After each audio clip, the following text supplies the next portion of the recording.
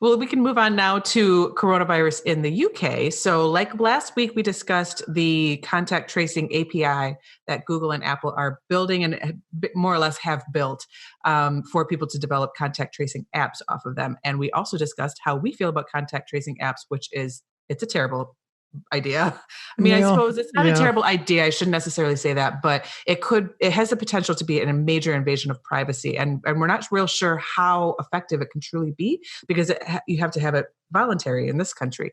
Well, in the UK, they have a contact tracing app that people can use once they are showing signs of coronavirus that they accept they let the app know that yes, I have coronavirus, and the app uses low Bluetooth technology to then contact trace the people that they have been near previously to that, and then they can let them know that they have to quarantine because they've been in contact with somebody who has coronavirus. But the issue here with this article is that they're not deleting the information after you delete the app. So Right. they've said that they've anonymized it. However, they have also de-anonymized information like this in the past. And so, yeah, fill me in on a little bit of the creepiness of this Well, and how it just doesn't seem like a good idea. well, for a contact tracing app to be effective, it has to be creepy. Otherwise, it's not effective.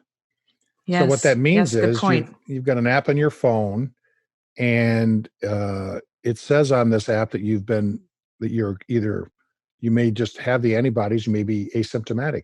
However, the information gets on there. I'm walking around with my phone, which has an app on it, which is broadcasting through Bluetooth that I am infected.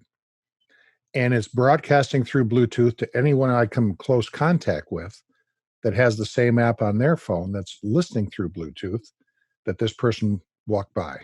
And that this way I know if I've come in contact with someone who's infected because their phone, so you just think about how that actually works. It's creepy. But this whole thing then still starts to become what they've promised us that, well, don't worry, it's all going to be anonymous data. It's just going to let you know, and we're not going to do anything with that data. And then the UK now is saying, well, I mean, we might do I something mean, we with it. might It's, anonymize it, let's be honest, it's the pretty word, but valuable yeah. data here. So we may want to do something with it. So that, of course, didn't take very long to kind of prick that little bubble that don't worry, it'll all be anonymous. And this is just so that we can track the spread and this, that you'll know that you have to be careful, that you have to make some adjustments because you came in contact, all those kind of things. It's all good. It's all good. But then we're starting to see this, and my hunch is we'll see it here in the States. It's just going to be really hard for the authorities, I'm making scare quotes as I say that, to not use this kind of data because if you're an epidemiologist who does public health, this kind of data is gold, man. But if you're a person who doesn't really who wants to live anonymously, it's maybe not. So I a lot of mean, yeah, which privacy should, risks. yeah, privacy, Yeah, liberty, yeah.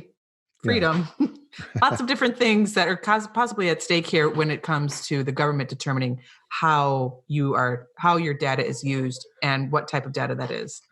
Now, to the other side of this coin is this is one of the things that can get us out of lockdown/quarantine. One of the things that makes it difficult for us to emerge from lockdown quarantine is we still don't know, and because it's hard to know, that we still don't know really where the infection is spreading at this moment. We don't know where hotspots are, where they're getting moved to, what urban areas they're coming from, how they're making their way to the more rural areas. It's being really difficult to track this until people end up getting sick and usually end up in the hospital. The only numbers we know that are any good are hospitalization numbers, ICU numbers, and death numbers. However, it just still doesn't tell us what we need to do to break out of this. That's part of the problem with it. So the testing matters, but until you really can test everybody, and then keep in mind that really, when you get right down to it, a test is just a snapshot in time. I have a test on Tuesday morning. I get my results Tuesday afternoon, Wednesday morning. That says I wasn't infected Tuesday morning. It doesn't have anything to do with who I came in contact with on Wednesday. We do think at this point, the scientists are saying that it looks like if you've had coronavirus, a bona fide coronavirus, we've not seen any reinfections yet. Everything I see still says that. And that is what Dr. Fauci has said, as someone who I had coronavirus, and you can listen to the episode where I really break that down. I off the top of my head, it's episode 58, I believe. And I talk about my experience having coronavirus and COVID-19 and how I took hydroxychloroquine and a Z-Pak in order to get over it. But so obviously I've been very involved just very curious about my chances of reinfection and can I consider myself immune, especially when we have our inevitable second wave.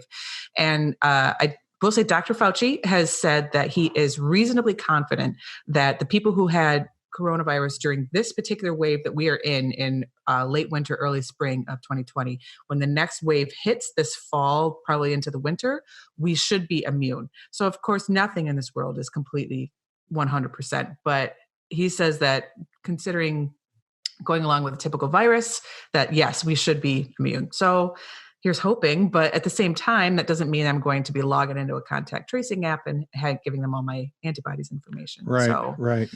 And a lot of it is nobody's fault. This is all brand new. It's only been on the planet for a few months in humans. So it's kind of a work in progress, which makes coming out of quarantine more difficult.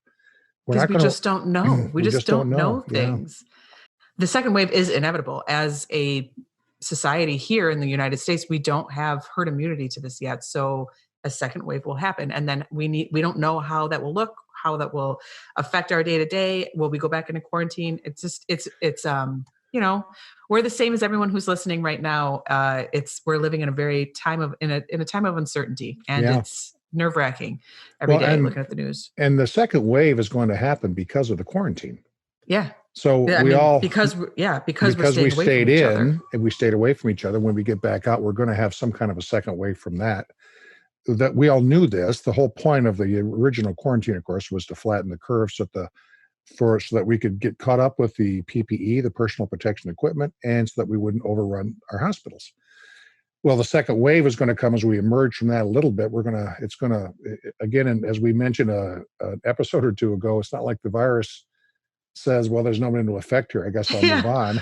Yeah, I've been there, done that. I'm not going to come back. I mean, that's not how it works. Exactly. So as we come out, we're going to have now how deep that second wave will be. We don't know yet if it's going to be worse or less worse, because some of what we've learned about this with the way it's transmitted and the social distancing stuff will continue to do even as we emerge from quarantine. So as we emerge from quarantine, we're still there's probably not going to be large stadium events for several weeks or months. A lot of those, we're going to do a lot of this in stages, which hopefully will keep that down. They're learning a lot as we go, and we got to let the scientists do their thing there, because it's a bit of a moving target. That's kind of a funny phrase to use with a virus, because all viruses are moving targets. But there's just a lot about this particular one we don't know yet.